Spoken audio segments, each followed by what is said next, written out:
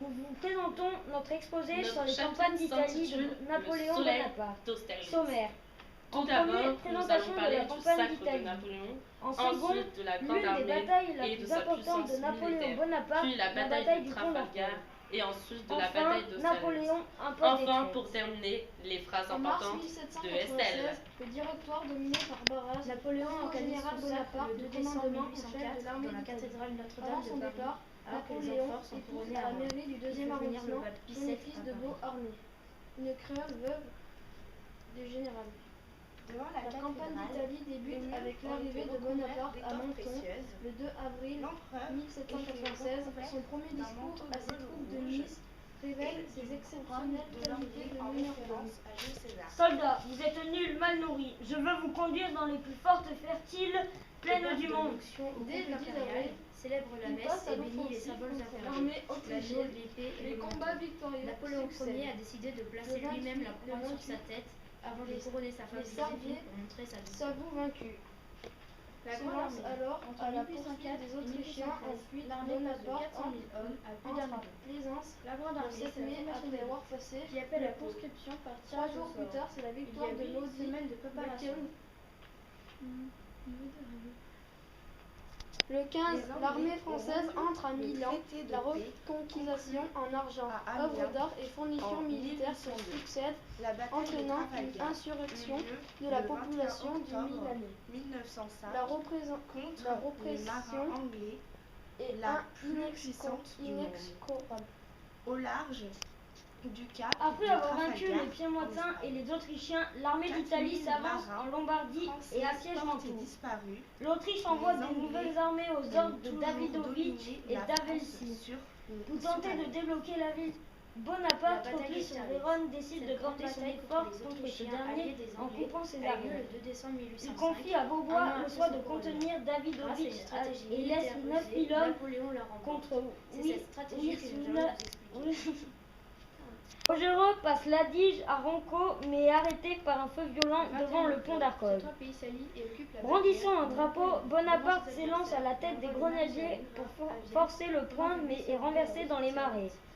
Sur la gauche, Masséna est parvenu à passer et à rallier l'armée, tandis qu'à droite, le général Guillot est parvenu jusqu'à Arcole, qu'il a enlevé. Inquiet cependant, Bonaparte replie son monde sur Ronco et va désormais s'appliquer à user les Autrichiens jusqu'au moment qu'il jugera favorable pour l'attaque générale. Le 16, la manœuvre se répète et Augereau échoue à nouveau devant le pont, tandis que Masséna avance à gauche et parvient à repousser l'aile droite autrichienne. Dans la nuit du 16 au 17, Bonaparte fait établir un pont de chevalets en avant d'Arcole. Tout Augereau pourra prendre le village et le flanc, tandis que Masséna attaquera de front.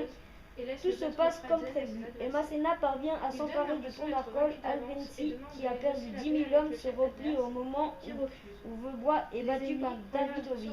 Léon impose des traités.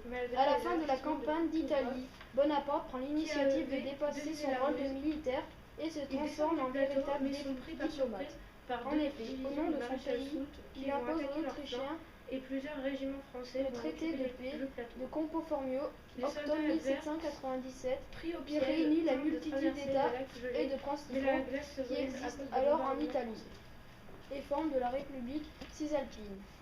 En ce La qui grande concerne armée les sort conflits victorieuse. qui ont eu lieu Un dans la superbe vallée du soleil Rhin, se Napoléon lève représente en la milieu France de journée. au traité de Rastatt, D'où novembre le 1797, de la qui doit bataille. déterminer Le les soleil compensations d'Austerlitz. et accorder aux princes allemands dépossédés de leur Bonjour, territoire. bonjour.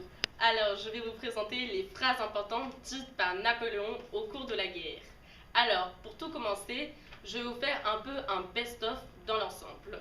Alors, les batailles menées par Napoléon Bonaparte au cours de son règne représentent un tournant pour l'histoire militaire. Cette stratégie si maligne mise en place au dernier moment avec une impression de guerre comme dans un film de fiction. Ah, pas vrai, le soldat qui arrive d'un moment, tout se passe bien. Napoléon qui dit une phrase et tout se passe dans l'ordre, tout le monde l'écoute. C'est vraiment époustouflant, non? Voilà. Étonnant, non, n'est-ce pas?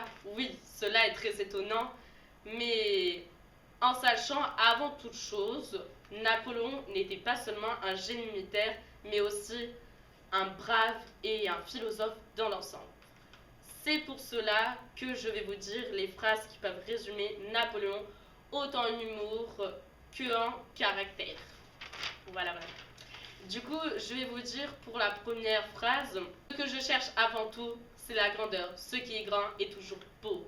Cela montre que Napoléon est toujours assoiffé de victoire, montre son génie militaire puissant comme je l'ai expliqué précédemment. La deuxième, mon pouvoir tient ma gloire et ma gloire aux victoires que j'ai remportées. Ma puissance tomberait si je ne lui donnais pas pour base encore de la gloire et des victoires nouvelles. La conquête m'a fait ce que je suis. La conquête seule peut me maintenir.